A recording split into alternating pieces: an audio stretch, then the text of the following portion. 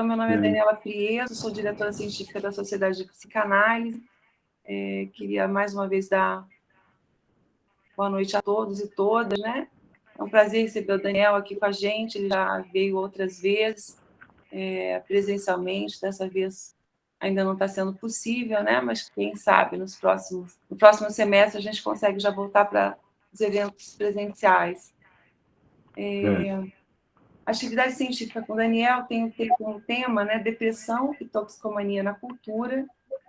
E eu vou começar, então, apresentando o Daniel, a trajetória dele, né? Ele possui graduação restrita em psicologia na Aubrey University, graduação em biologia pela Hebrew University, mestrado em biologia na área de microbiologia, na mesma universidade, doutorado em biologia celular e molecular pela Universidade de São Paulo, foi professor de pós-graduação da Universidade de São Marcos, tem experiência na área de psicologia, com ênfase em fundamentos e medidas da psicologia, atuando principalmente nos seguintes temas: psicopatologia e técnica psicanalítica, metapsicologia freudiana, método psicanalítico e aspectos das obras de Freud, Winnicott e Bion. É analista de dados e professor da Sociedade de Psicanálise de São Paulo. Foi presidente da Federação Brasileira de Psicanálise entre 2015 e 2017. Acho que antes você foi diretor científico, né? 2 anos antes, que você que organizou o Congresso de São Paulo. Eu fui 6 anos, né? Secretário, diretor e presidente. Ah, entendi. Eu pensei que era só diretor e depois presidente. É autor de 5 livros, né, entre os quais Depressão, Estação Psique e Torção na Razão Freudiana, e atualmente dedica-se à pesquisa sobre os desdobramentos do trabalho analítico nas problemáticas culturais e políticas. Eu queria começar perguntando, Daniel, eu sempre achei que você fosse de formação inicial de biologia. Então, você fez psicologia e biologia? Eu fiz enfim, na universidade que se chamava um bloco, né? Se chamava um bloco um tipo de formação restrita, né? Então, mas eu não lembro de todas essas coisas, né? Eu já esqueci, né? Você já esqueceu? É porque eu sempre achei que a sua formação inicial fosse biólogo. É sempre uma referência para a gente, né? Que alguém que venha de outra área tenha o seu nível, né, de qualificação, da sua escuta, da sua escrita, né, como psicanalista. Então, eu até estranhei que estivesse aqui na história psicologia também, por isso que eu perguntei, né? Eu não lembro muito de tudo isso, né? Tá certo. Mas eu vou passar a palavra para você, então, agora. Ok. Então, a palavra é sua, por favor. Bem, boa noite a todos. Eu estou contente novamente enfim, de estar presente, né, virtualmente, né, em Brasília, né. Eu já fui algumas vezes em Brasília, que sempre um prazer. A recepção sempre é muito especial pelos colegas. Tenho muitos colegas em Brasília, enfim, estão aqui, muitos deles. Então, Daniela, né, a gente pensou num tema, no começo era biologia e psicanálise, algo assim. Depois, a questão da depressão, né? Então, hoje, o tema é depressão e toxicomania na cultura, né? Vocês estão me ouvindo bem? Tá tudo bem? Ouvindo. Tá, ok. Bem, a perspectiva que o título oferece, ele se refere à cultura, ou seja, aquilo que Freud denominou como psicologia dos povos, ou, em outras palavras, o espírito do tempo que atravessamos, né? Então, naturalmente, a gente pode conversar depois também clinicamente, né? Basta comparar as últimas 2 décadas com as precedentes da cultura ocidental para reconhecermos a difusão do diagnóstico da depressão, né? Depressão maior, menor, distemia, bipolaridade, insônias, etc. Todos são um grupo muito grande de depressão, A né? sua voz está um pouco baixinha, se tiver um jeito de você melhorar um pouco, seria bom. Então, eu estava dizendo, né, que se a gente olha, enfim, nas últimas 3 décadas, pelo menos, e comparar com as décadas precedentes, né, do que a gente chama de cultura ocidental,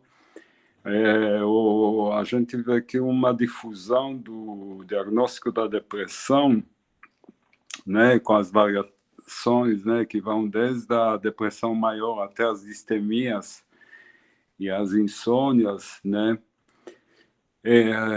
cresceu muito na população, e a busca de remédios antidepressivos, em paralelo com o crescimento e a predominância da indústria farmacêutica voltada para esse fim, né.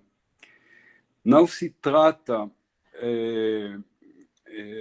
obviamente, de uma infecção psíquica depressiva ou de uma pandemia psíquica, né? Agora a pandemia é um nome conhecido, né?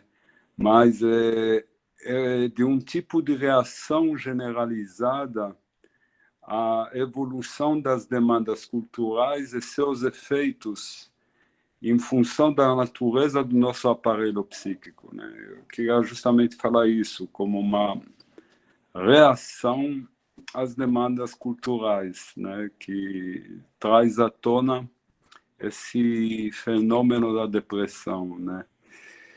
Uma afirmação que se deve aos nossos conhecimentos crescentes, né? Na psicanálise e da psicanálise, né? Eu vou citar aqui um trecho, né, de Derrida, né, que para mim é um dos pensadores importantes da depressão. Então, a experiência comum do estado depressivo, afirma Derrida, poderia caber numa única sensação, aquela quase física de aniquilamento. Essa sensação quase nem chega a ser um afeto que se experimenta, não se trata de um afeto, né? E parece muito distante de uma percepção de um sofrimento vivido pelo sujeito. Nem pode ser caracterizado propriamente como um sofrimento com que vem um paciente. Ela se aparenta mais a uma imobilização, um impedimento de se sentir os menores movimentos da vida interna e externa, a abolição de qualquer devaneio ou desejo. O pensamento, a ação e a linguagem parecem ter sido dominados por uma violência de um vazio.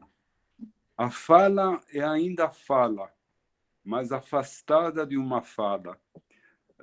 Né? Não tem a apropriação de uma fala, a apropriação subjetiva. Né? A vida está vazia. Não existe gosto ou interesse por nada. Essa queixa é triste, mas sem afetos. É uma voz que constata um processo de desaparecimento. O estado deprimido é um estado desumano. A depressão toma o aspecto de... deixa eu ver aqui. Um aspecto violento do aniquilamento do vivente humano. É uma doença do humano como tal. Na depressão é a aparência do humano que se apaga, pois o que denominamos de vida psíquica não seria precisamente, segundo Derrida, essa aparência humana essencial, a partir da qual é possível reconhecer a humanidade de todos os dias e que garante ao vivente inanimado uma subjetividade. O estado depressivo revelaria em negativo esta vida psíquica, exatamente na sua ausência. Ou seja, a depressão seria o negativo da vida psíquica como ela aparece, enfim, entre nós, né? É uma, como o Federal diz, uma doença do humano, né? Do que faz a gente humano. Essas constatações de Federal nos levam a perguntar sobre essa reação do aparelho psíquico que se torna cada vez mais frequente em nossa cultura. E se é uma reação de esvaziamento do humano, quais seriam os fatores inerentes à cultura que se tornam, de alguma forma, responsáveis para essa reação depressiva? Quando nos referimos a uma reação, e deixo em suspenso a verificação quanto a isso, adivinhando-nos que se trata de uma medida protetiva necessária diante de uma necessidade de lidar com o meio, ou seja, de conservar a vida a preço de abolir da mesma a animação em alguns graus, né? Por isso que é um vivo inanimado, né? Uma medida que conhecemos, né? Agora a Daniela mencionou há pouco o meu passado, né? Eu não lembro. Uma medida que conhecemos... Até esquecido já, né, Daniel? É, verdade. Uma medida que conhecemos alguns estados da vida de algumas espécies primitivas, como, por exemplo, a mais notável é a esporulação, por exemplo, de bactérias, né? Quando elas ficam sob condições críticas, elas esporulam e podem ficar mortos-vivos durante anos, às vezes décadas, e vicejar de novo quando o ambiente permite, né? É só para dar uma imagem do que seria o vivo inanimado. Ou nas espécies superiores, vocês sabem que tem muitos autores, como a Kristeva e outros, que comparam a depressão a uma hibernação, né, em animais, em espécies superiores, né? Quando em certas condições climáticas, né? A psicanálise, enquanto conhecimento e prática, nos mostra que a vida psíquica é consequência de uma construção junto ao meio humano. Porque se a gente diz que tem um desaparecimento na depressão, pelo menos por um tempo, do que faz a gente humano no pensar, no agir, no sentir, né? A gente sabe, por outro lado, de onde vem essa vida psíquica? A gente sabe que ela é construída, né? É disso que trata a psicanálise, né? Já no início da obra de Freud, no projeto, o autor aponta sobre o que nos faz humano. Trata-se de atenção do adulto. Eu vou ler só a introdução aqui, depois eu vou conversar mais livremente, né? Só para colocar alguns fundamentos, né?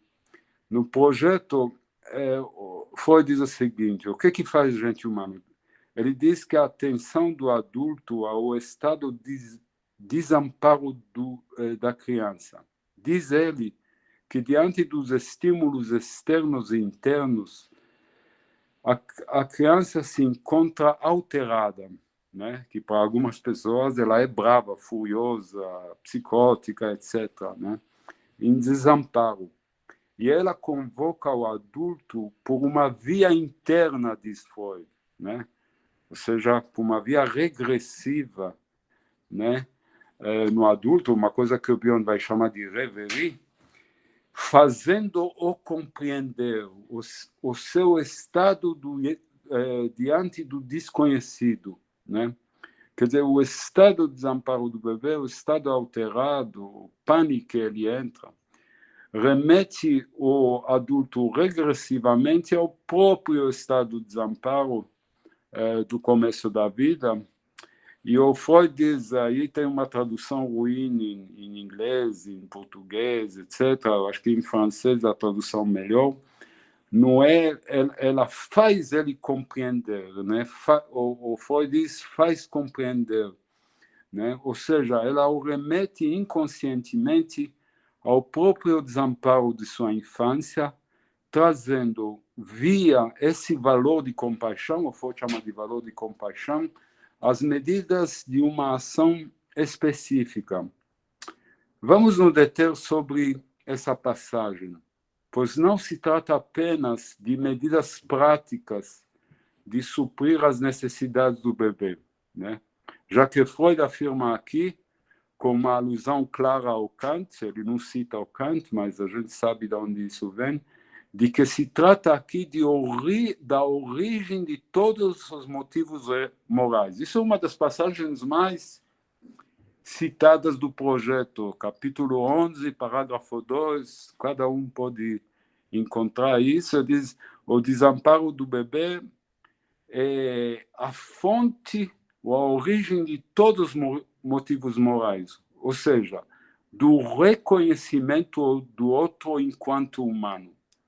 Quer dizer, esse reconhecimento humano é dar lugar para ele, da responsabilidade, né? Pensando no Kant fala de um imperativo categórico que não tem nada a ver, o Kant rompe com toda a cultura, né? Por exemplo, isso a Daniela não sabe, mas junto com a biologia eu também estudei filosofia um pouco.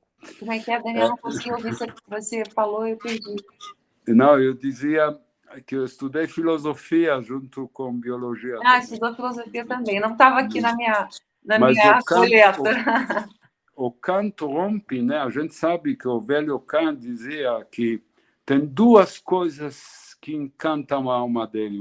São as estrelas, o mundo físico, quais são as leis que regem ele. É por isso que ele escreve o grande livro que chama Crítica da Razão Pura, né? Mas depois ele diz que tem uma lei do coração, e aí ele rompe, por exemplo, com Spinoza, e com toda a tradição que vem desde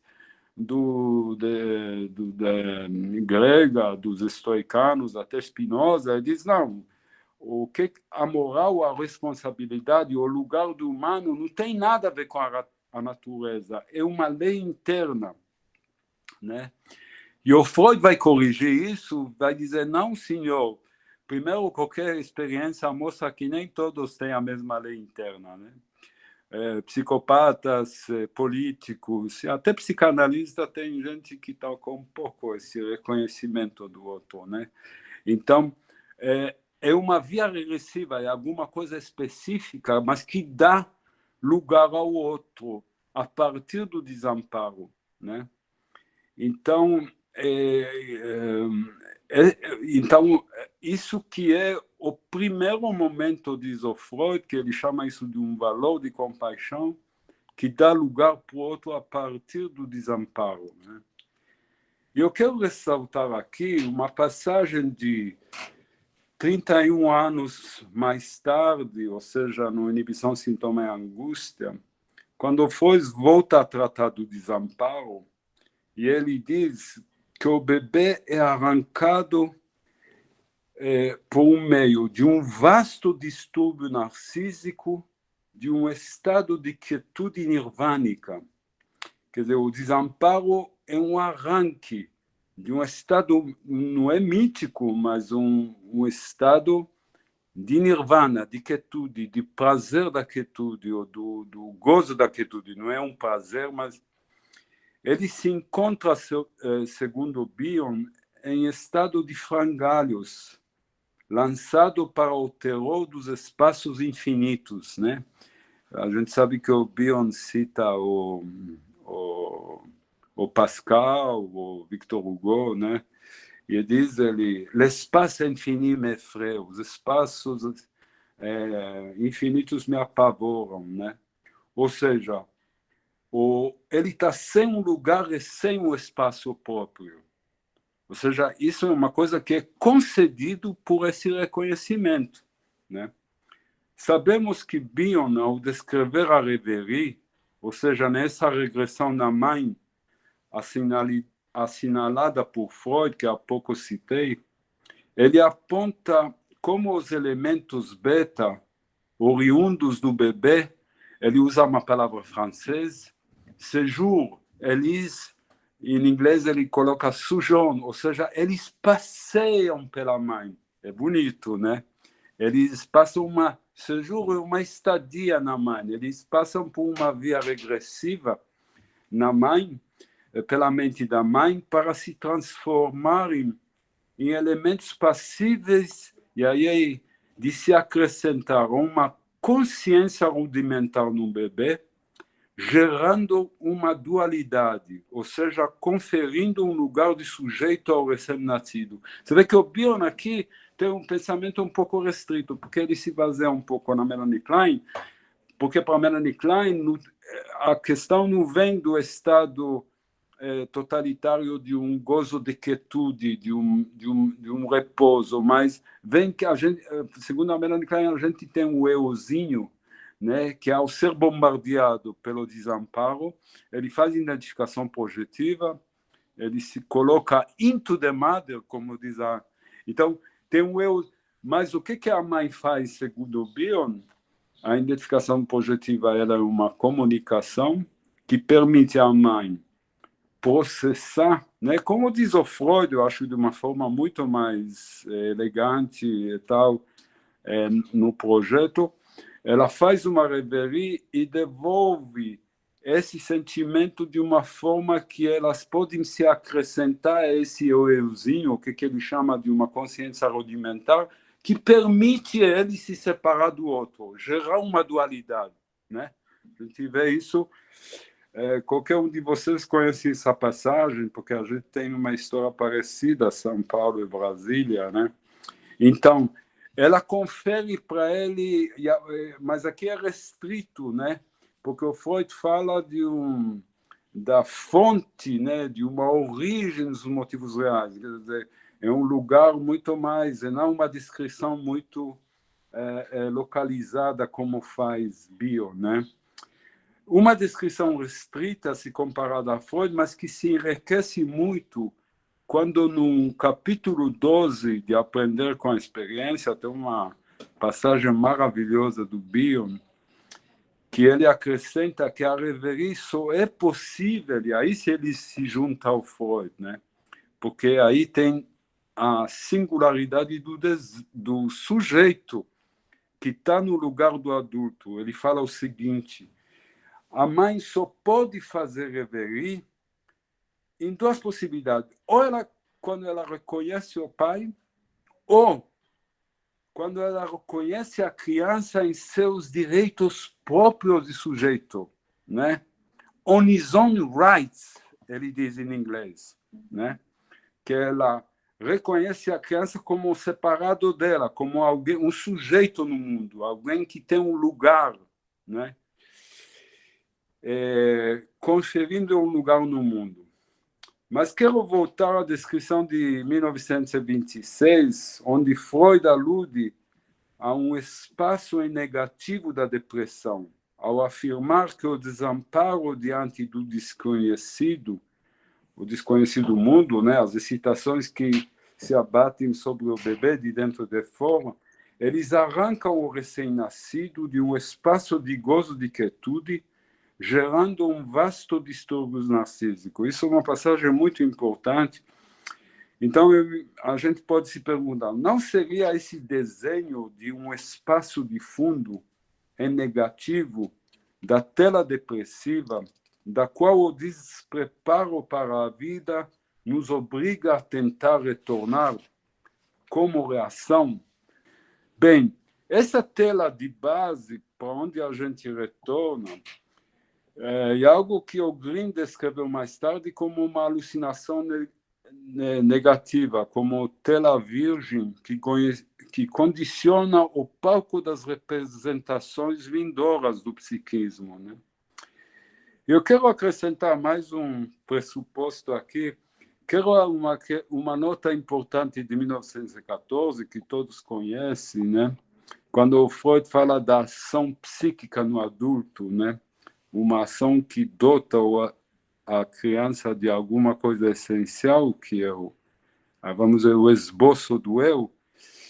E ele fala assim, né, que ele fala que o adulto que é hipnotizado de alguma forma pelo bebê, qualquer um de vocês conhece isso, ele implanta e projeta nele uma completude ideal, como se fosse uma restauração da perda do espaço do gozo mítico de origem em um eu ideal, munido de todos os maus do mundo e provido de todos os bens do mundo. Bem, é por isso que o bebê, para muitos de nós, né, ele funciona como um potente antidepressivo, né? Qualquer um sabe que o bebê ele dá uma animada na gente, né? Ele restaura esse eu ideal, como diz o Freud, né? O eu ideal dos pais, mas ele é constitutivo, mas é uma forma de perceber o desamparo e de anular ele retornado a uma idealidade, né?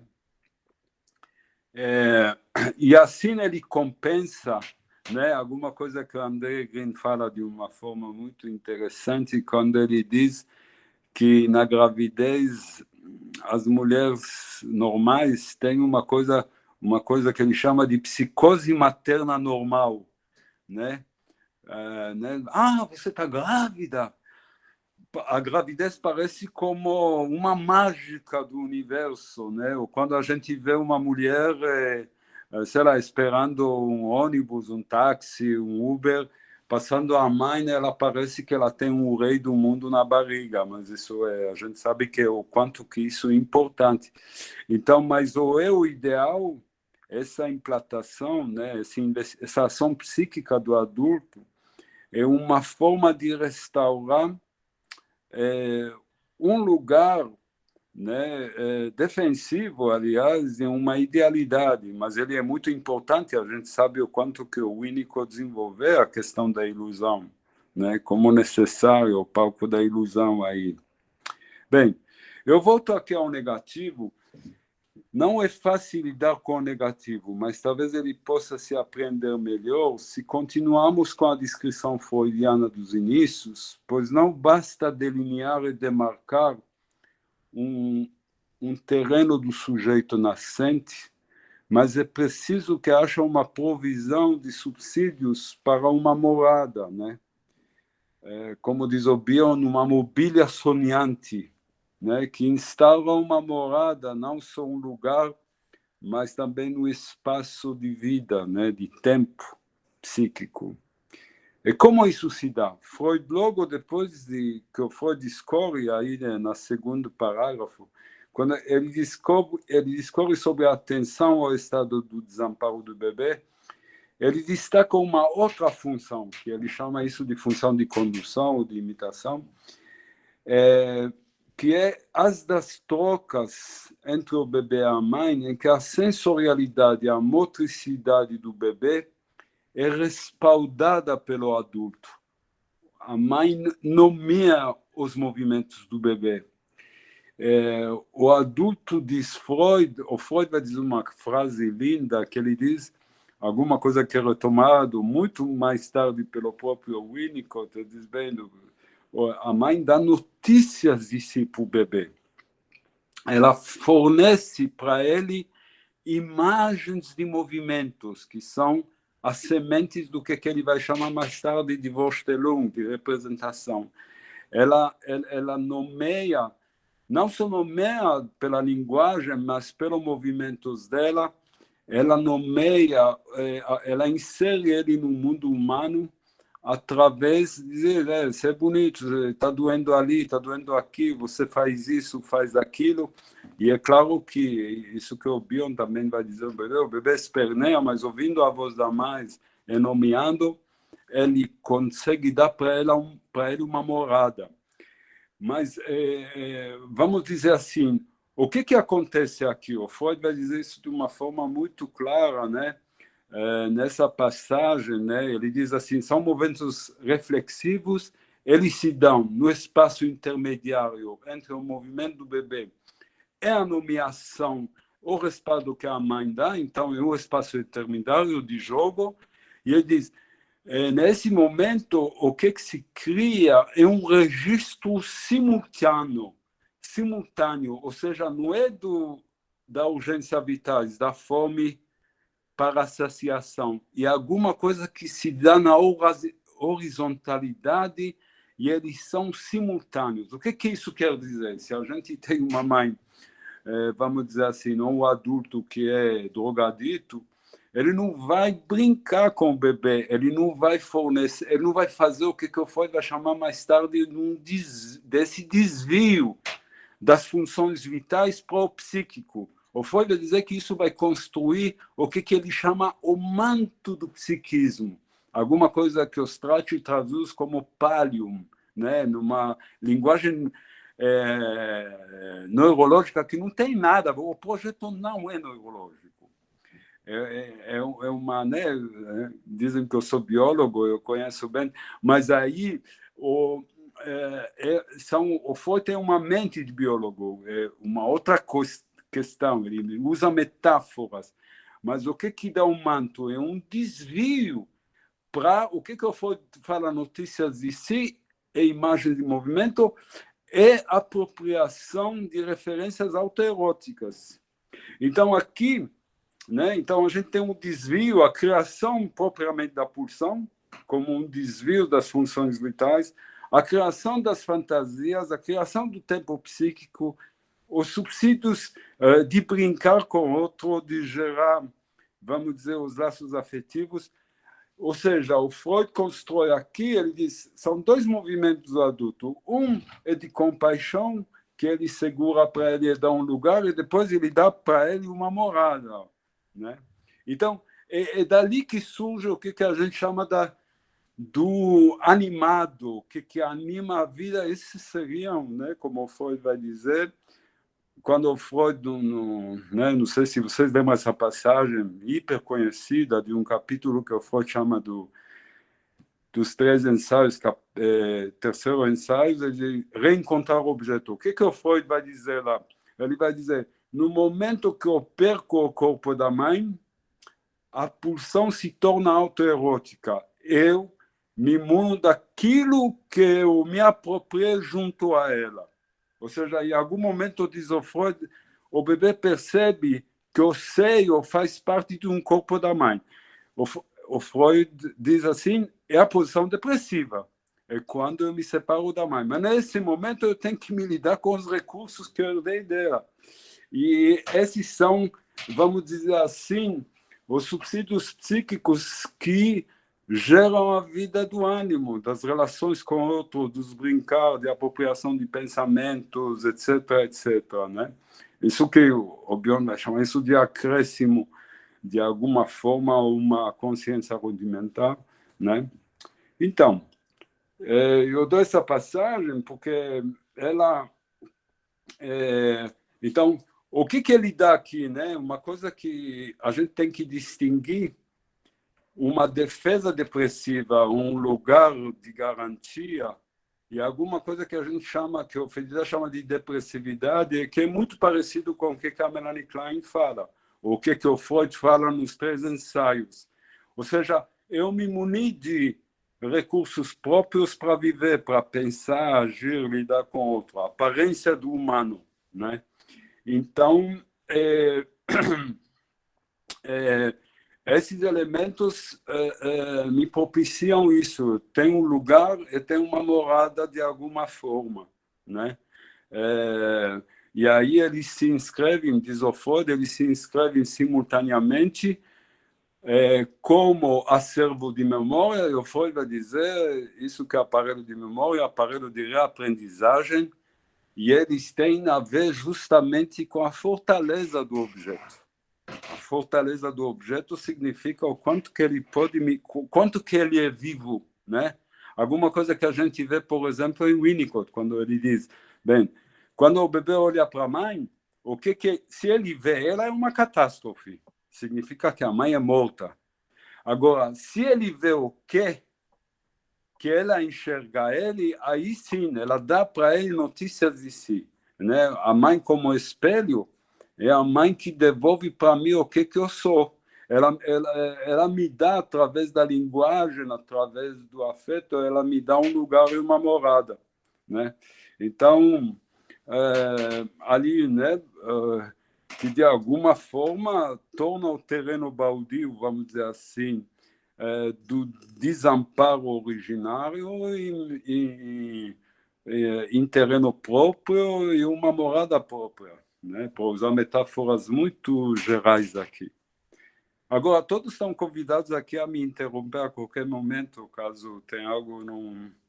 Eu estou me detendo sobre isso, que é muito simples, eu não sei se todos conhecem, mas, enfim, são os fundamentos para entender um pouco a questão do que a cultura vai fazer com esse patrimônio, né? Bem, se a brutalidade dos inícios da vida,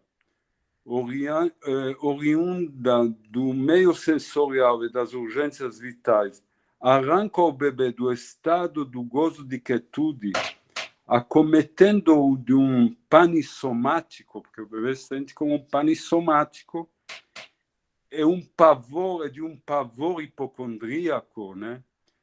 Acrescidos à prefiguração de uma ameaça psicótica, como diz a Melanie Klein, o Bion, etc., de uma catástrofe alucinatória ou de um colapso melancólico, né, de perder todos os bens, o lugar e as vivências originárias do gozo da quietude lhe são devolvidos em parte pelo adulto já transformados, né, dotando o sujeito dos inícios de um lugar e de um corpo psíquico no meio propriamente humano, isto é, permeado pela linguagem, isso que a gente chama de linguagem psicanálise. Entretanto, qualquer ameaça sobre essa criação do universo psíquico junto a outro pode acarretar uma defesa depressiva para lidar com o terror do retorno ao desamparo dos inícios da vida, né?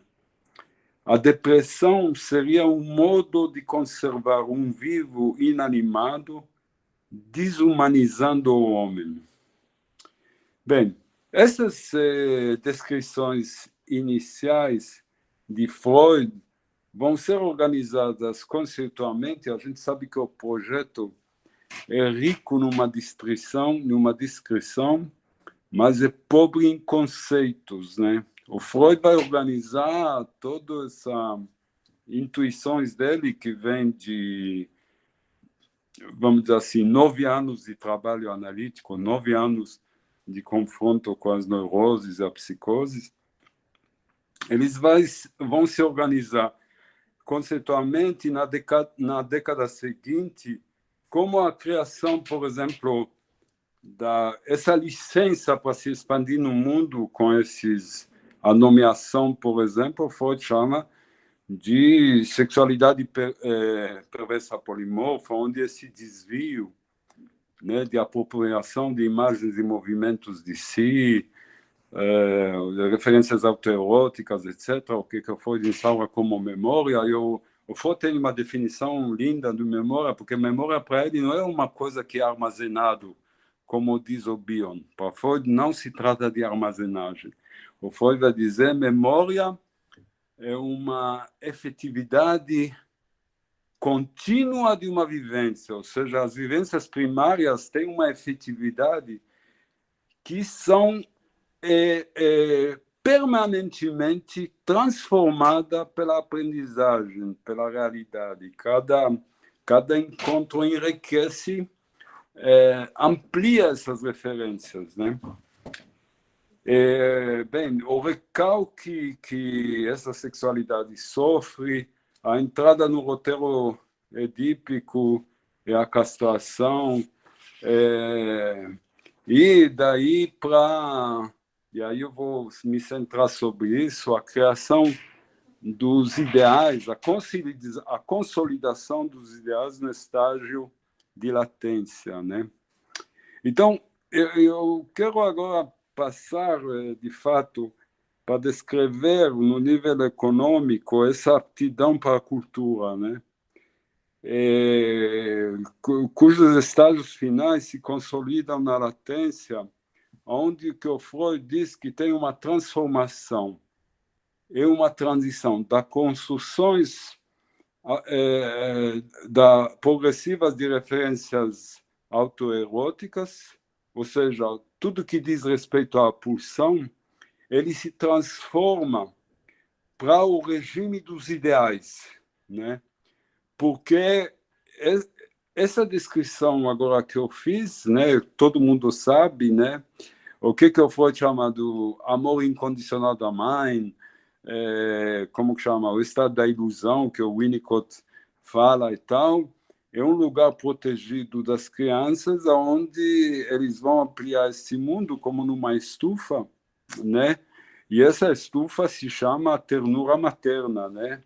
Ela acolhe, excita, etc. Ela, mas que se torna com uma coisa que eu vou chamar de educação da pulsão, ou seja, com restrições progressivas que, com a possibilidade de separação, eles entram numa transformação e onde a condição amorosa, a licença para entrar no mundo humano é, de fato, colocar à prova o lugar que herdamos junto aos outros e a morada que herdamos em confronto com a realidade. O Freud fala de duas realidades, você sabe, uma realidade do tempo e espaço, ou seja, a questão da frustração em relação ao desejo, e, de outro lado, a alteridade com o outro e a ideia que o Freud fala no Totem Tabu como o luto, a ideia que a gente é só no mundo, a gente tem que se virar para construir, de alguma forma, o mundo. Para esse, tem uma transformação da pulsão, e o Freud vai dizer o que são os destinos das pulsões. O Freud vai dizer que os destinos das pulsões, né, que são recalque, inibição dos fins das pulsões, retorno sobre si, sublimação, dessexualização, identificações, são todos negativação da pulsão. O Freud vai dizer que são defesas diante da pulsão, porque eles colocam em risco a vida, elas precisam ser submetidas às funções de julgamentos, né? Então, essa negatividade, né, o Freud vai falar que os destinos são, mas são todos negativos. Inibição dos fins significa criar um regime de ternura. A inversão ao contrário, o retorno sobre si, são todas defesas quase para uma autopreservação na cultura e a submissão aos ideais, né? Então, e aí é uma coisa assim, quando eu falo do regime, essa condição de entrar na cultura, e aí a gente tem que entrar e dizer, bem, a condição amorosa da casa é uma coisa, a condição da cultura é outra. Para você ser um entre os outros, você precisa respeitar umas certas coisas, né? Ou se submeter aos ideais. Agora, esse trabalho da transformação das pulsões nos seus fins defensivos acarreta um preço bem grande. Por quê?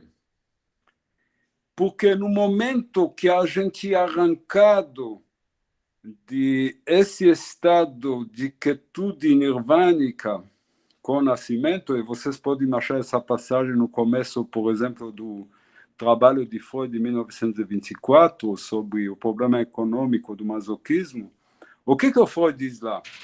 O que a gente tem no início não são pulsões, a gente tem um estado de nirvânico, é um estado de uma certa consciência. E o Freud vai dizer assim, no momento que a vida arranca a gente, o que a gente descobre? A gente descobre que o estado de nirvana, o estado de quietude, de gozo, ele é, na verdade, formado por, e aí é uma visão totalmente diferente da Melanie Klein, de uma fusão entre uma tendência retrativa, que ele vai chamar da pulsão de morte, que se retrai, né?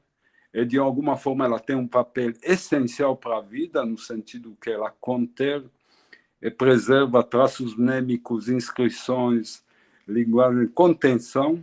E, de outro lado, temos uma tendência que é de excitação e descarga.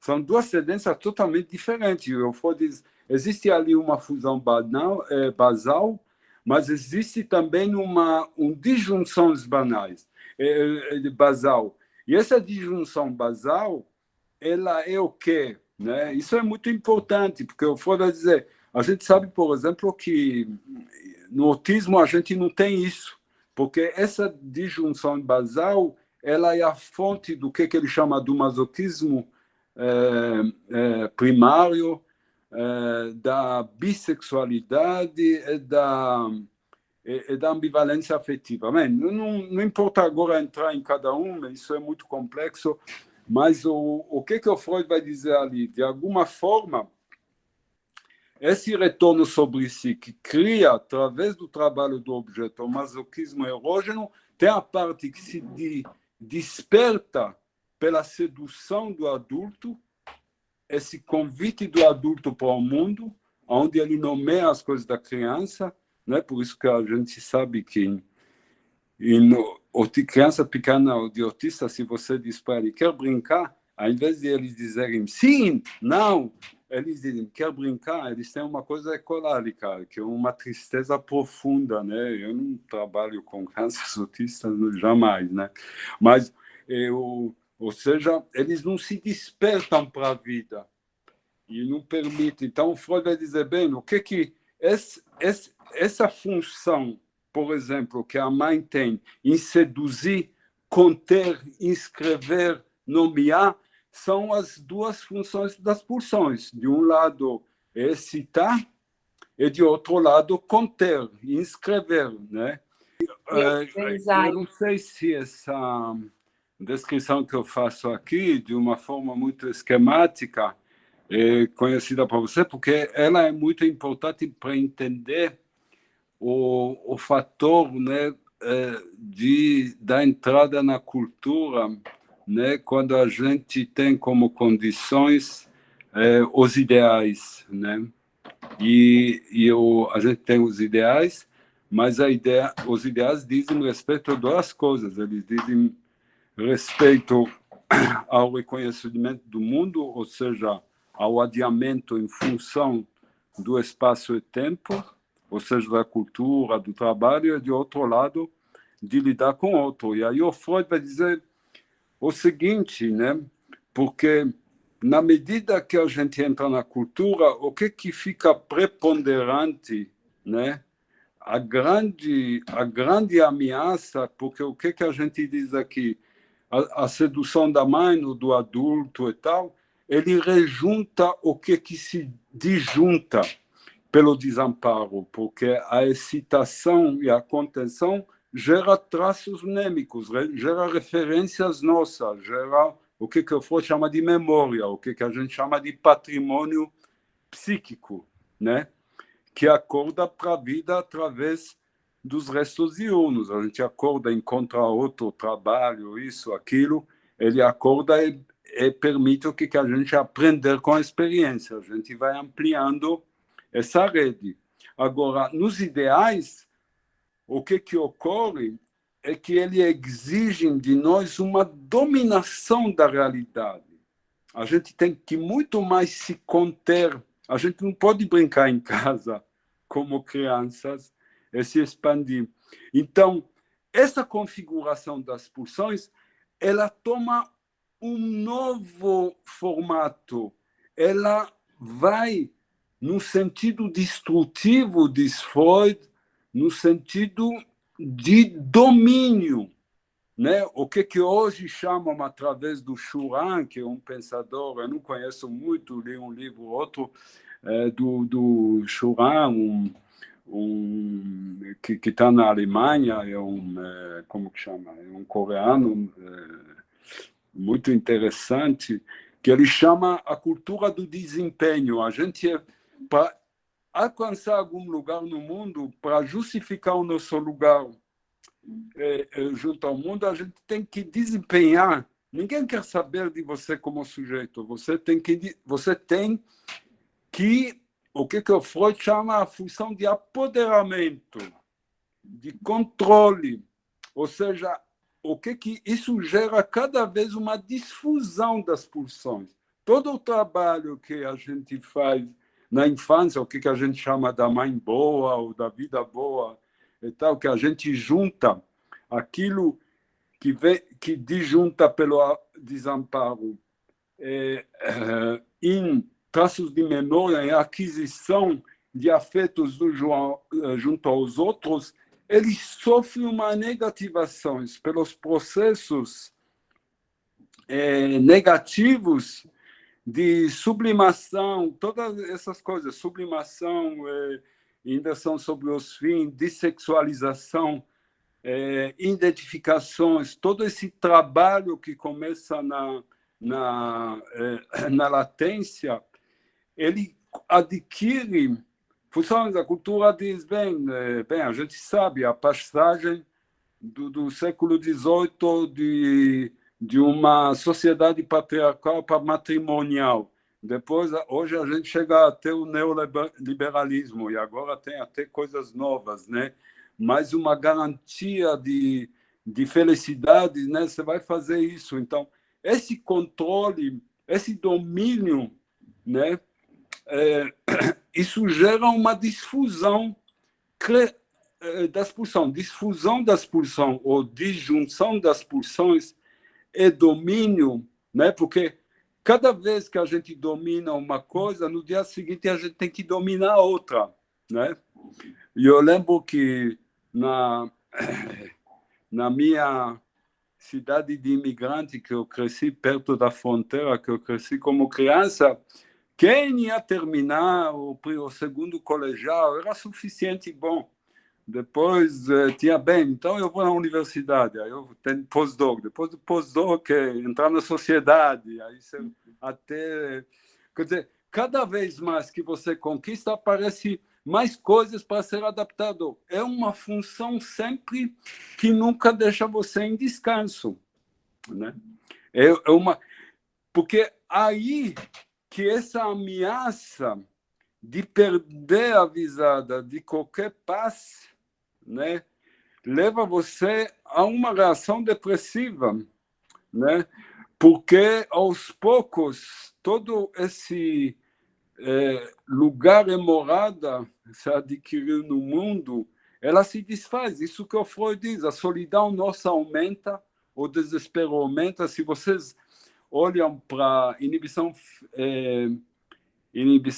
sintoma e angústia, o Freud vai dizer, bem, a gente tem angústia de desamparo, depois a gente tem angústia de separação da mãe, depois a gente tem angústia da perda de amor, depois angústia da castração, depois angústia social, depois angústia superego, mas a pior de todas é a última.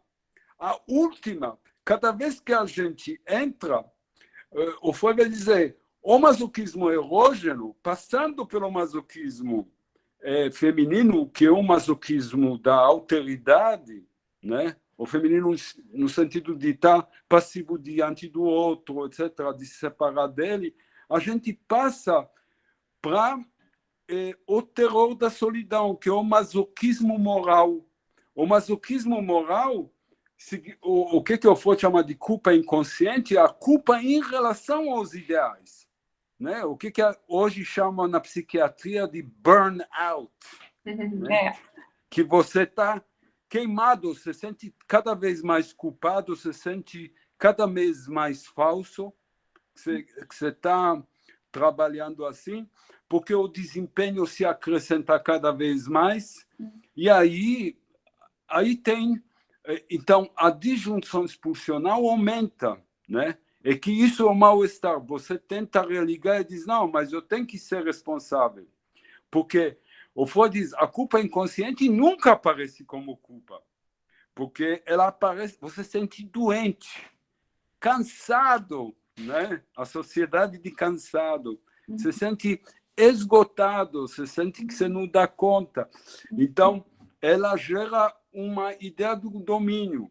E aí aparece o pior. Porque se você amortece através de uma depressão e você fica um tipo de um autômato, a outra via que a cultura oferece é a busca de um gozo, ou através do eu ideal, ou seja, se juntar aos líderes loucos, como diz o Sr. Bion, né? Bolsonaro, etc., que vão, você elevado, como você tem gera uma angústia de destino, então alguém vem e diz, olha, eu te prometo a salvação. O líder louco, né? Ou paixões amorosas, né? A gente sabe o que é, transferência amorosa, que ela é totalmente destrutiva no sentido de salvação, né? Como nos filmes. O mundo que se foda, eu e você estamos... Ou seja, você recorre a essa hipnotização do que o Freud chama da massa a dois, ao líder. Ou você foge para isso, ou tudo isso é uma tentativa de rejuntar a disjunção através de uma coisa que o Freud chama no masoquismo. Ele diz que no masoquismo tem uma narcotização da pulsão. Então, ou tem depressão, ou vamos para narcotizar a pulsão, né? Que é a promessa neoliberal que cada um de nós, né? Hoje em dia, tudo que parece que o Freud descreve em relação ao animismo é aparente é fornecida pela cultura, que é uma cultura que é narcotizante. Ela oferece para você um iPad, você em segundos está em todos os lugares do mundo, consegue e tal. É tipo de uma narcotização, como as drogas, né? Que devolvem a gente por via do que o Freud chama de sexualização do masoquismo para uma narcotização tudo leve, o que o Chora chama a sociedade de transparência, onde não tem enigmas nem nada, é tudo uma expansão. Você pode chegar ao liberalismo, ao neoliberalismo te promete isso. É pior do que isso, porque a gente tem outras formas na cultura que, de alguma forma, reinvestem o desamparo para o esgotamento somático, né? Uma sociedade somática, muito ligada aos medicamentos, hipocondríaca, além de tudo. Sempre tem soluções novas, né? Modas novas para o corpo, modas novas para isso. Quer dizer, são, na realidade, reação à ameaça depressiva através de um engajamento que é longe do engajamento originário das trocas afetivas. A gente volta cada vez a formas de sobrevivência, uma coisa que o Freud chama de representações metas egóicas, né? Através dessa toxicomania, né? As promessas de soluções finais, seja através da política ou através da tecnologia, né? Que é muito aproveitado pelo capitalismo de vigilância, que hoje é conhecido, né? Onde nossos dados são usados para todos os, né? O que você está no WhatsApp, no Twitter. Hoje o Twitter ganhou um novo dono, etc. Eles coletam e, a partir de algoritmos, eles obrigam você a recorrer a um sistema de autoconservação, como diziam nos anos 40, you name it, I have it. Ou seja, se quer um produto, eu te dou. Então, é uma satisfação de autoconservação narcotizante, que cada vez mais você quer mais produtos, mais expansão, mais promessas que você vai chegar logo, mais sei lá, prolongamento da vida e tal. Certamente a tecnologia aumentou nosso tempo de vida, ajuda para muita coisa. A cultura hoje aceita variabilidades em relação à sexualidade e tudo mais. Mas será que a ideia e cada vez mais as pessoas viram insones, ou seja, o que Freud chama da angústia do destino, volta o desamparo, não dormir.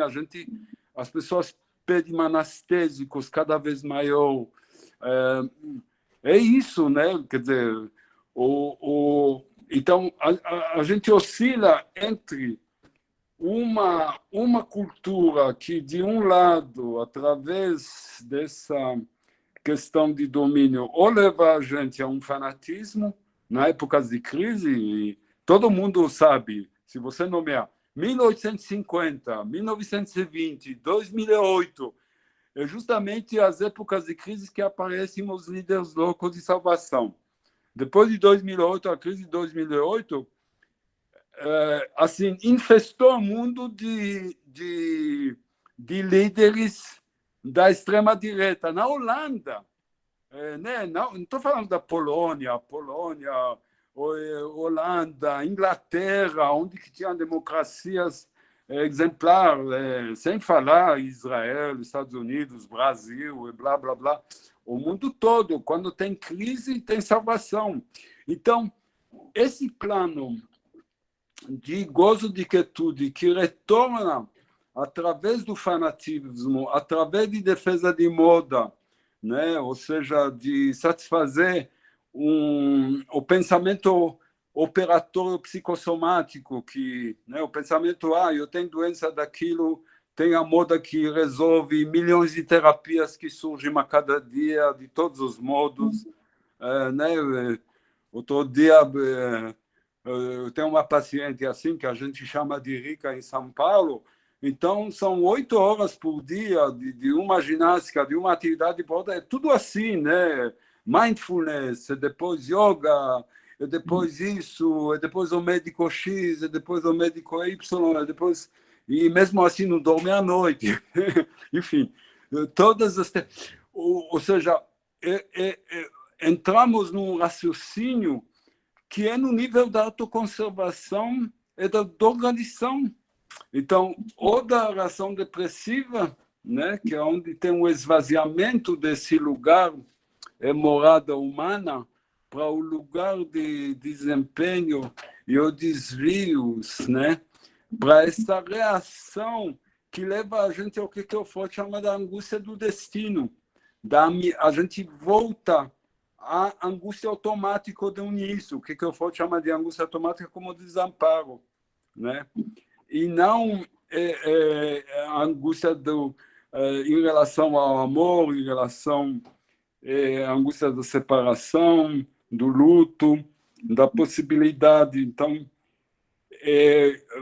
ou seja, a depressão vem reagir a esse enlouquecimento que a gente pode sofrer e ela leva a gente a um domínio. Mas esse domínio ele tem um preço terrível de desanimação e de alguma forma fazer essa gambiarra de ressexualização.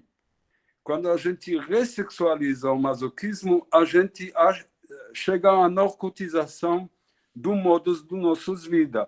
E aonde a cultura oferece hoje em dia as grandes empresas, Google, Facebook, algoritmo e tal, já dão para nós a resposta. Se você hoje clica um livro, logo amanhã você vai achar mais 10 livros parecidos. Eles pegam seus dados em 2 minutos. É tudo assim. Se você quer olhar para uma mulher bonita, não sei o quê, dali a pouco no seu Twitter vai aparecer 6 ou 7 modelos que vão te oferecer. Ou seja, você está sempre no nível operativo, nada se expande, né? Todo, como diz o Churan, todo o enigma, o mistério da vida some, é tudo as aquisições que lidam com essa ameaça da difusão, da ameaça do desamparo, que é onde outra reação depressiva ou um modo de narcotização, de toximania, não no sentido só das drogas, que isso também sempre tem, entre jovens e todos, as drogas estão crescendo muito bem, aliás, como as drogas da psiquiatria, que também crescem muito bem. Em geral, tudo que é prometido como remédios, vacinas e tal, gera bilhões, mas também a tecnologia narcotizante do iPad é tão leve, você surfa facilmente, é tudo leve, e né, com o iPad você vai no mundo assim. Né? Então, bem, eu acho que eu falei bastante, falei mais ou menos em notas, né? Para poder um pouco, né? Que quando Freud dá toda a força na segunda parte da obra dele aos fatores econômicos, se liga eles, por outro lado, ao trabalho da cultura, não é à toa que ele faz isso, né? Porque o que a gente chama hoje de burnout, de ideação depressiva, é alguma coisa dessa culpa inconsciente diante das condições de inclusões na cultura, que desempenho, neoliberalismo, essa promessa de ter mais livre, mas na realidade só alguém que olha só a internet, né, que a vigilância atrás de nós, né, a gente fornece tantos dados e eles fornecem justamente o que a gente espera, eles restringem tudo as metas. E a sexualidade infantil não é metas, é expansão, né? O que o Bion chama é penumbra de associação, é uma coisa de apropriação do pensamento, como diz Heidegger, e assim por diante. Quer dizer, a gente está indo numa restrição, embora pareça que está leve, mas não está leve, porque se na minha infância, por exemplo, alguém que ia no psiquiatra era um entre 20 mil das pessoas, hoje em dia quem não usa, é muito difícil achar alguém que não usa remédios para antidepressivos, hipnóticos para dormir, etc. É outro mundo, né? Bem, é claro que eu não organizei de uma forma tal, mas é uma forma um pouco de conversa, de convidar vocês a conversar. Mas esse era o objetivo mesmo, Daniel, assim, a gente poder conversar, né? Eu acho que é um tema que também tem me inquietado bastante, a questão do burnout, né? Que é uma condição ligada ao trabalho, ao excesso, né? Mulheres, mães ficando com burnout, né? Pela sobrecarga de trabalho também, trabalho fora de casa, trabalho dentro de casa, não ter compartilhamento, né? Do cuidado das crianças. Eu trabalho no serviço de saúde mental, que é dentro de um tribunal, né? E a gente tem tido muito adoecimento por excesso, né? Excesso de estimulação, de teletrabalho, a falta de contato, né? De sociabilidade, de convivência com colegas, o isolamento na pandemia também piorou. Então, assim, a gente tem tido muitos adoecimentos, né? Psíquicos ligados às condições de trabalho. Sim. Licenças, né? Situações extremamente graves, assim. Então, o nosso serviço está bastante sobrecarregado, inclusive, ficou pior, né, durante a pandemia, por causa desse excesso de... tanto o fato do isolamento, né, quanto a sobrecarga de trabalho, porque continuou todo o trabalho, né, porque o trabalho continuou online, né? Se fazia os despachos, se fazia as decisões, tudo online, mas não tem mais a convivência com os colegas, não tem mais o tempo do cafezinho, o tempo de parar 15 minutos para conversar com o amigo, né, com o colega de trabalho. Todas essas condições pioraram a condição. Desculpa, está tendo Flávia, você consegue nos ajudar? Parece que tem um sopro aí de som. Que uma coisa, o fenômeno que você está descrevendo, de fato, eu tenho bastante notícia também disso, né? Embora não acabo trabalho, né? Porque mesmo se a nossa sociedade não é tão organizada, a gente sabe que nos anos 20 anos atrás, né? Quando começou os diagnósticos de depressão, eu na época escrevi 2 livros sobre depressão, etc. muitos anos atrás, 20 anos, mas nos Estados Unidos, por exemplo, era um problema econômico do Estado. As pessoas entravam em depressão, não iam ao trabalho, iam se fechar vendo televisão, pipoca, se fechando.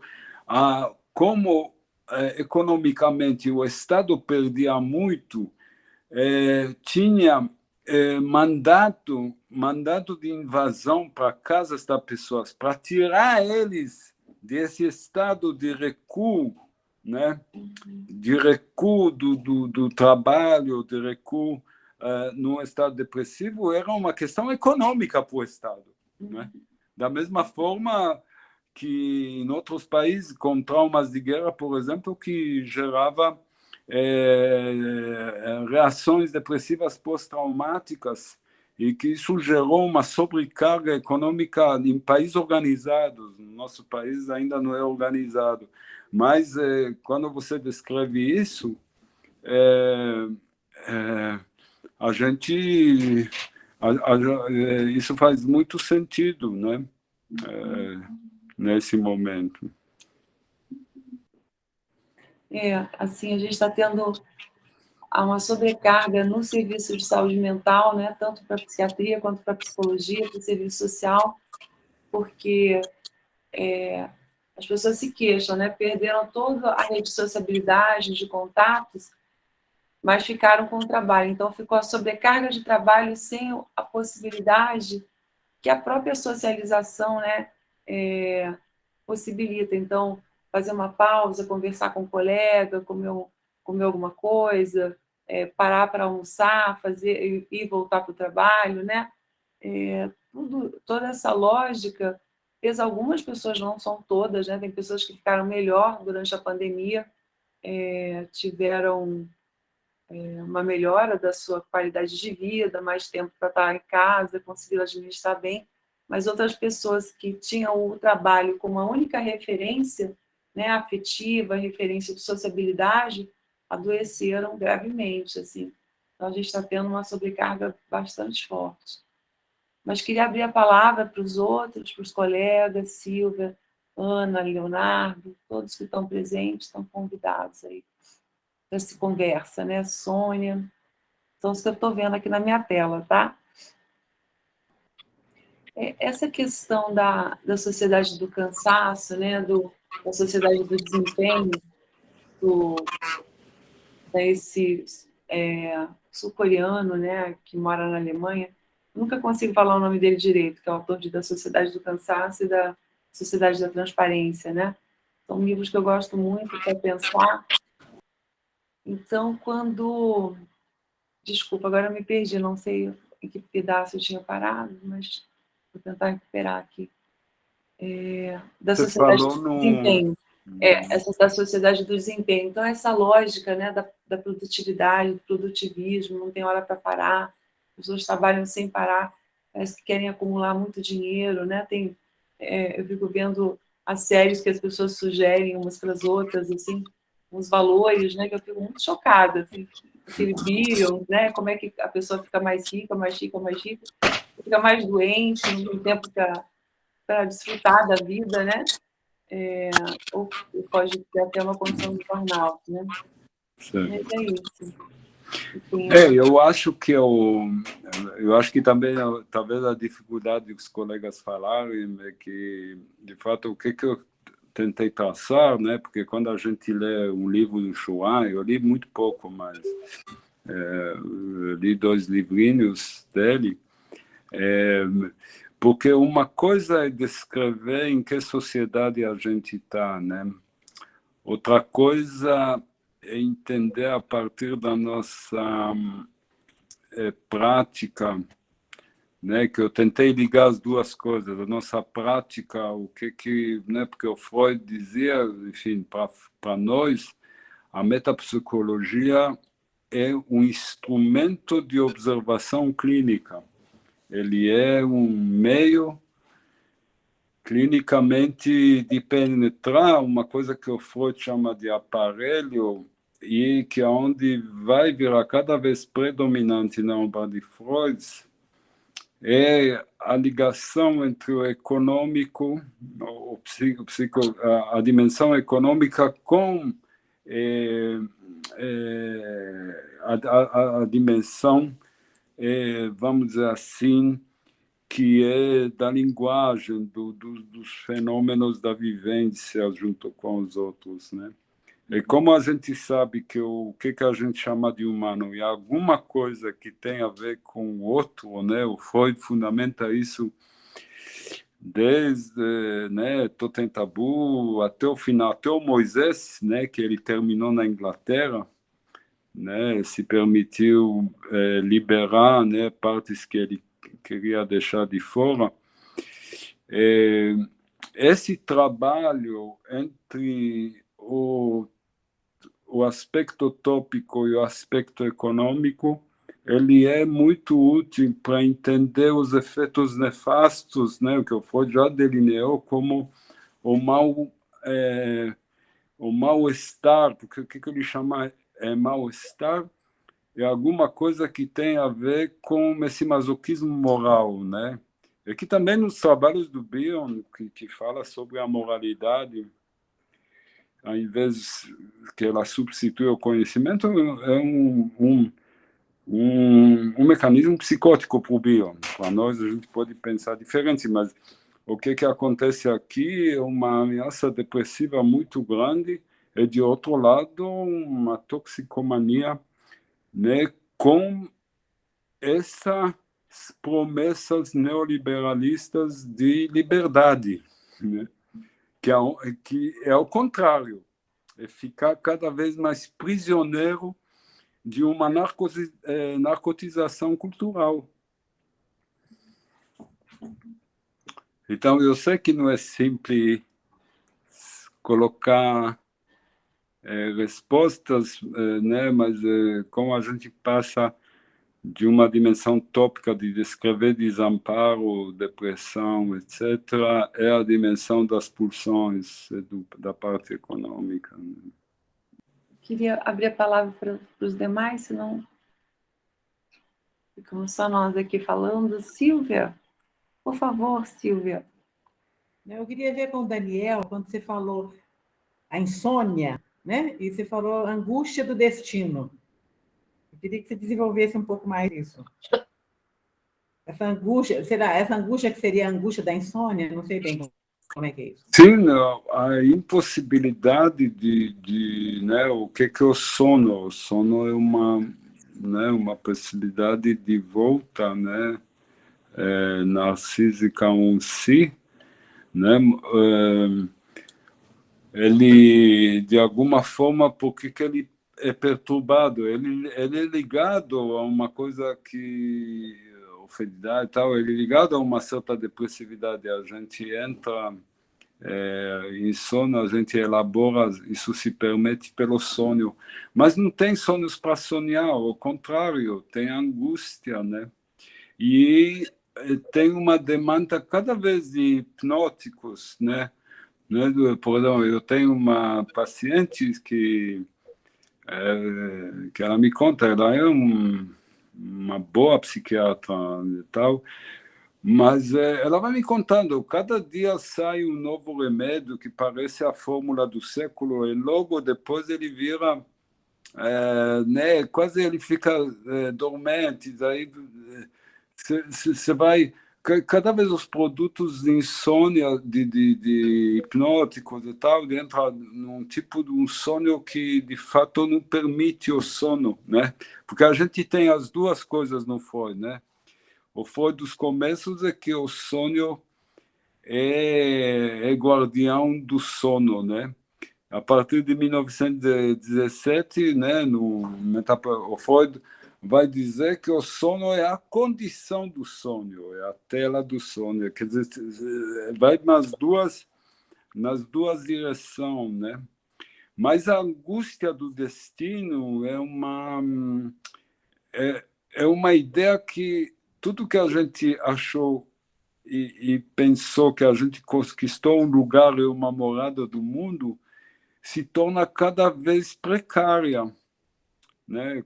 Quando a Daniela descreve o consumo desenfreado, tudo isso a gente não recupera esse lugar. Esse lugar é destruído, ao contrário, a gente fica cada vez mais solitário. Embora o mundo ofereça tantas coisas, aparentemente, tantas opções, né, tecnológicas, etc., eu acho que aonde que a gente recupera uma certa humanidade, uma capacidade de sonhar, é através da literatura, da arte, dos esportes. São realmente lugares onde não são meros consolos, né? E não são também lugares só de, como a cultura atual, de triunfo, né? Os selfies, né? A cultura dos selfies, do triunfo, da beleza e tal, que são momentâneos. Elas não são, mas alimentam de fato os nossos registros linguísticos afetivos, né? Eles trazem na sua singularidade algo, cada história é singular como cada análise é singular, né? Não é a tecnologia, que não tem nada singular nela, ao contrário, ela é massificante, ela é dissubjetivante, ela não se refere, ela se refere a nós como máquinas, né? Máquinas de previsibilidade através dos algoritmos, né? Facilmente, cada um de nós, é muito fácil, né? Tem uma pessoa aqui em São Paulo, na nossa sociedade, que chama Pedro Colli, que trabalha com a questão da clínica, etc., da questão do capitalismo de vigilância, mostra como você, através desses parâmetros, você não só manipula as eleições, né, se você quiser, mas você pode prever, antes de todos, por exemplo, uma mulher que está grávida. Se você vê o tipo de sabão que ela compra, ela fica grávida sem saber disso. Logo, essas empresas, né, isso é um exemplo muito... começam a bombardear os familiares e tal, de imagens de fraldas, disso, daquilo, de bebê, e ainda nem ela sabe, nem ninguém sabe que ela está grávida. Porque são coisas fisiológicas, né? Mas são metas de autoconservação. Não tem nada singular nisso. Tem uma coisa que é particular. E eles prevêem tudo. E rapidamente você recebe. Parece, não, uma grata. Eu vi o anúncio ali. Entra na rede de todo mundo. Isso é um exemplo simples, né? E aí você está narcotizado, porque tudo é lindo, né? Quando a gente toma droga, é isso. Eu também não vou admitir que, né, na época da universidade, sei lá, 40 anos atrás, bem, alguma coisa experimentei. Você está bem, está viajando, não tem nenhum impedimento, você está surfando no mundo, que é a mesma sensação que a gente vive hoje, com essas tecnologias aparentemente, enfim, que tem capacidade de metabolizar tantos dados e para te dar a ideia de potência, né? Mas, na realidade, eles destroem uma subjetividade. Onde a gente realmente encontra uma subjetividade é cinema, obra literária, ouvir um paciente, amar alguém. É lá, nesses cantos. É lá. Aonde mais, né? Não é no... eu vou no Spa X, visitei a cidade X, que fica crescendo, compra, vamos dizer assim, obra de artes como valores econômicos, etc. A gente entra nessa cultura que é na realidade, uma forma de se autocurar, alguma coisa que eu for chamar de autocrático, né? Que é um pensamento psicossomático. É um pensamento psicossomático, é um pensamento de operatório, né? De achar soluções imediatas, sem ramificação, porque a sexualidade infantil é uma ramificação no desconhecido da exploração emocional com os outros, né? Então, não estou dizendo que não tem salvação. Não tem salvação, ninguém entende, é claro, né? Talvez só a religião. Mas eu acho que tem meios, de outro lado, que crescem, né? O que era a literatura para nós? Quem lê hoje, né? Eu falo com mães jovens como pacientes, que luta que elas têm para alguém ler um livro de literatura, de história. As crianças todos querem ficar num negócio, né? Tem séries que mostram que crianças já sabem operar bancos no exterior, contas falsas, contas... É muito fácil pela internet, né? Agora tem...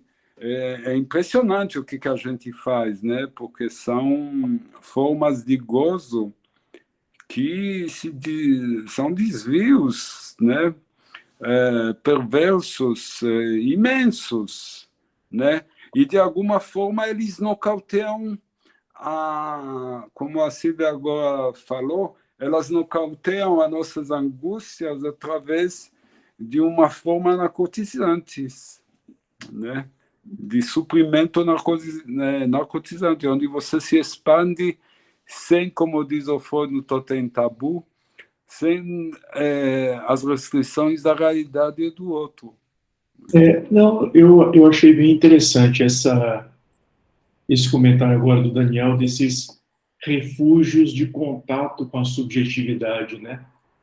Numa cultura narcotizante em que você está ali aprisionado, submetido à dinâmica, né? Às demandas culturais que você recebe de fora, né?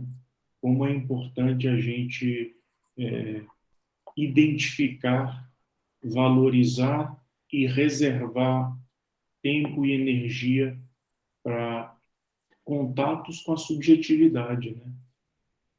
Um bom livro, um filme, ouvir as pessoas, mas ouvir sujeitos, né? Não ouvir prisioneiros de uma dinâmica cultural, de demandas culturais, né? Achei muito interessante isso.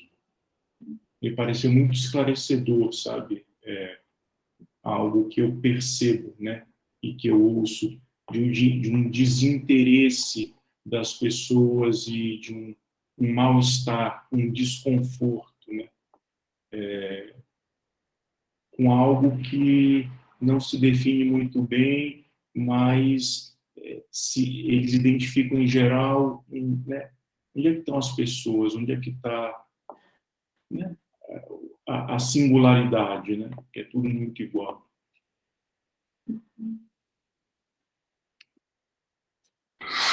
Nesse sentido, eu acho que né, o Fedidé escreveu um livro que saiu em português, né, que chama Os Benefícios da Depressão. Antes de morrer, ele morreu, infelizmente, cedo, né? A gente conheceu ele, trabalhou com ele aqui em São Paulo, né?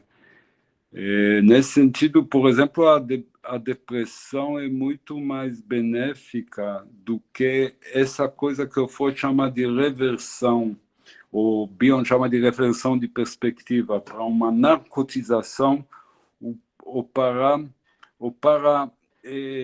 sexualização do masoquismo, né? Do sentimento de culpa, porque quando a gente perde a subjetividade e recua para um estado mínimo, né, no sentido depressivo, né, a gente se resguarda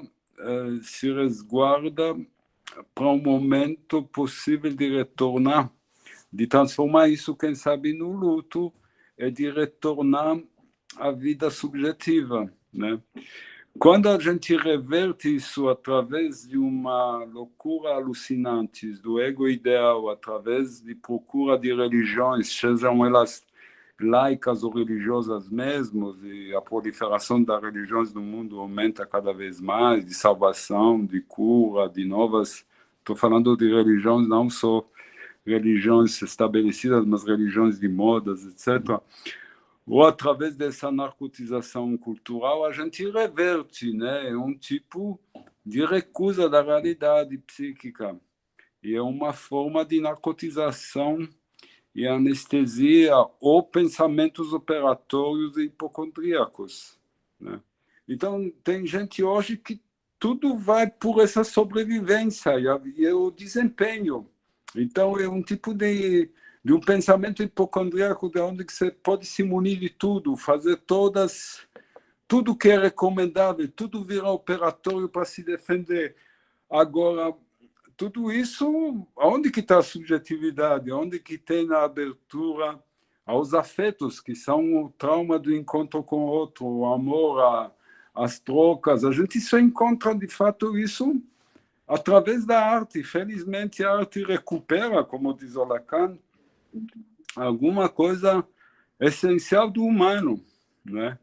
Onde, de fato, ela toca a gente nos afetos, ela permite que alguma coisa seja, ao invés de ser submetido a um masoquismo moral, a culpa inconsciente diante dos ideais, a angústia do destino e tudo mais, né? Porque isso aumenta só as tecnologias, tudo bem, bem-vindas, eles vão sustentar a gente vai viver talvez 110 anos. Agora a Google está investindo em congelamento de células para daqui a 300, você paga dinheiro, daqui a 300 anos a sua célula vai se replicar, parece que você vai nascer o mesmo. É uma loucura humana. Uma loucura Narcisismo, né? O Tem, narcisismo chegou muito longe.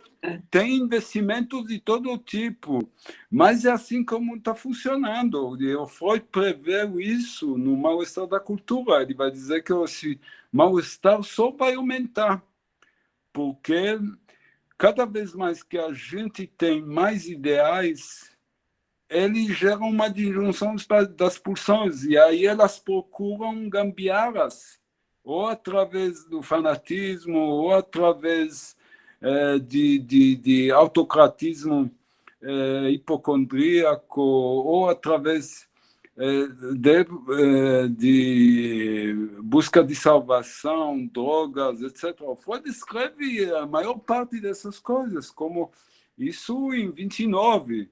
E aí ele escreve para Salomé, diz para ela, olha, estou cansado, doente, já não posso passear tanto. Então ele escreve coisas banais. Coisas banais. A gente sabe esse ensaio de 29 é uma coisa impressionante, né? Que a gente hoje lê Chorin, lê essas coisas, eles, de outro ponto de vista mais fenomenológico, eles chegam a coisas que o Freud previa, mas eles veem isso hoje. O Freud já previa isso a partir do aparelho psíquico e a partir da clínica, né? Né? Bem, mas o Freud era o Freud, a gente não chega a ser isso. Só para entender o Freud não basta uma vida, né? A gente precisa pelo menos 2 ou 3. Eu estava aqui pensando, né? Nessas questões do adoecimento, assim, do jeito que as pessoas estão vivendo, né? Em geral, né? Isso acho que mexe com todos nós. Talvez a pandemia tenha nos parado e feito pensar, né? Mas tem uma lógica de funcionamento hoje, né? Com essa do produtivismo, da lógica do desempenho, que não tem muito tempo para os afetos, para os relacionamentos, né? Às vezes eu observo intervenções que a gente fez também dentro do serviço de saúde mental, né? As pessoas que participaram comentaram situações de perdas de familiares, que ninguém ficou sabendo, ninguém fez, ninguém ajudou, né, a se acalmar, a lidar com o luto. Bem, o que eu estou tentando falar é o seguinte: o jeito que a gente está funcionando nessa lógica do desempenho e da aceleração, né, do excesso de estimulação, que a gente fica fazendo coisas sem parar, sobrou muito pouco tempo para convivência comunitária, né? Eu cresci em cidade pequena, então tem essa lógica de cidade pequena de você conversar com os vizinhos, se acontece alguma coisa com o vizinho, você vai lá, né? eu vejo o funcionamento, né, hoje de uma cidade grande, já morei em outro lugar grande também, mas assim, você às vezes não tem, uma pessoa perde um familiar, ninguém vai lá acalmá-lo, ninguém vai lá ajudá-lo no luto. Quando essa referência minha, né, de cidade pequena, eu penso numa comunidade, assim, quando alguém morria, a gente ia lá, no velório, depois outro dia ia lá, conversar, comer um bolinho, conversar, encontrava de novo, né? Então tinha uma lógica de circulação dos afetos e de menos estimulação, né? Hoje esse excesso de estimulação acho que tem a ver com os problemas de insônia, com os processos de burnout, que tem a ver com esse excesso, né? E acho que aí a barreira de estímulo, né, acaba explodindo mesmo e a pessoa adoece, né? Mas é isso, acho que todos nós estamos submetidos a essa lógica do desempenho, né? A gente tem que refletir sobre isso, né? O perigo que a gente corre, né? Enfim, como falou o Leonardo, que eu acho que em consonância com o que tentei falar hoje, que seria bom não aderir de pronto os diagnósticos da psiquiatria, porque os diagnósticos da psiquiatria, bem, eu trabalhei alguns anos no hospital psiquiátrico, justamente quando eu escrevi sobre a depressão, há 20 anos atrás, e eu... Psicólogo, Daniel, no hospital? Não, eu trabalhei como pesquisa psicanalítica, que um projeto de pesquisa num grupo de psicopatologia da universidade, mas eu fazia um trabalho, eu atendia pacientes que os diagnósticos de pacientes com depressão maior, bipolaridade, enfim. Eu via lá, gente, as depressões eram de vários... mas, na verdade, os diagnósticos psiquiátricos são positivistas, né? Eles não partem do pensamento metapsicológico da clínica, do pensamento do subjetivo do outro, né? São parâmetros externos.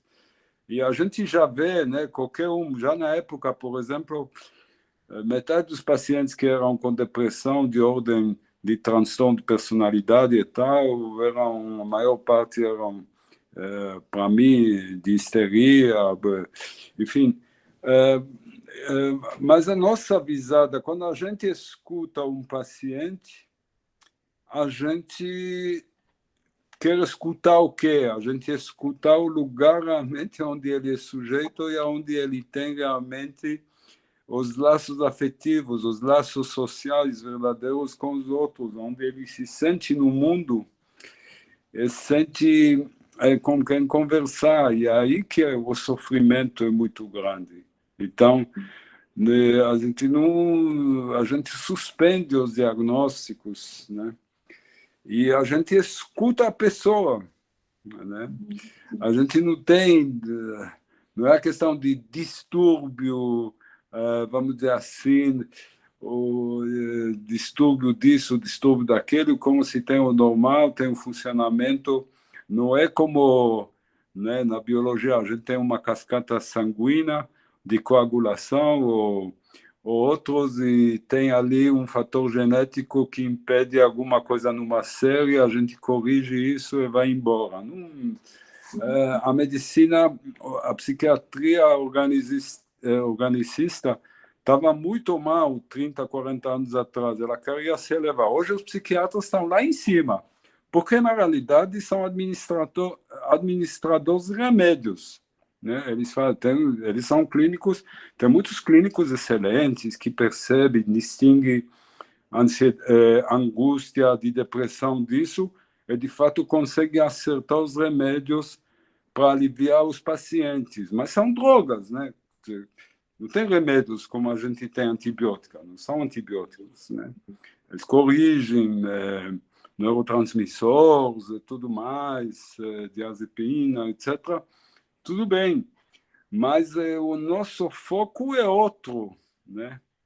Seja qual o diagnóstico que recebe o paciente, o nosso foco é o infantil, o nosso foco é essa fortaleza afetiva da sexualidade infantil, dos afetos, da ligação com os outros, do que é significado ali para a vida com o outro, né? A Daniela há pouco falou, né?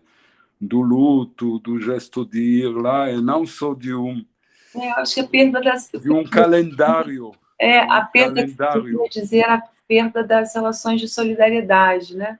Quando a gente faz os grupos nas situações de trabalho, os colegas contam assim, fulano perdeu a mãe, ninguém nem ficou sabendo, perdeu o filho, ninguém nem ficou sabendo, ninguém foi, né, fazer, nem prestou condolências. Então, assim, alguns que trabalham mais isolados, acontece muito isso. Então, acho que quando eu comparo, né, essas redes de solidariedade, assim, vejo esse desfacelamento, né? E ele tem muito a ver também com o aumento de risco, acho que de todos os adoecimentos mentais, né, mas também do suicídio, né? Situações de esgarçamento dos laços sociais, dos laços de cuidado. Sim. Vou falar, te interrompi, desculpa. Não. Tudo bem. Está chegando o final do nosso horário. Não sei se alguém tem mais alguma pergunta. Se a gente passa para as considerações finais do Daniel. Então, Daniel, eu queria te agradecer por essa atividade de hoje, né? Prazer estar com você, conversando, nessa discussão, Acho que o meu sonho era fazer o que existe que chama o Freud Bar, né? O Freud Café, que existe na Argentina, em outros lugares. Esse bate-papo mesmo, né? A gente poder conversar. Durante a gestão anterior, a gente pensava em fazer num local presencial, acabou que com a pandemia acabou impossibilitando fazer essas conversas. Mas eu queria muito te agradecer pela sua capacidade de estar aqui com a gente hoje, e amanhã a gente continua, né, no exercício clínico. Eu agradeço. Enfim, a intenção é fazer uma conferência, mas eu segui pegando alguns marcos da constituição psíquica e a destrutividade pela cultura, né? Alguma coisa que é o eixo do pensamento de Freud e a atualidade dele hoje em relação à depressão e né, claro que é muito diferente se fosse ao vivo, com o jantar depois e tal, mas quem sabe a gente logo... Eu posso um dia talvez vir, né? A Daniela não falou, mas eu lancei, no começo da pandemia, eu lancei um livro novo que chama Análise Teimosia do Sintoma e Migração, né? Que são interessantes porque ele está na série que é organizada na Sociedade Brasileira de São Paulo, e aí a gente volta à questão da singularidade, de que das gerações antigas e da geração mais nova, eu sou no meio, né? A produção nos anos, desde que a gente virou membro associado até hoje, uma trajetória, sei lá, de 10, 15 anos. Então, essa série é muito interessante da Blucher, né? Porque é o retrato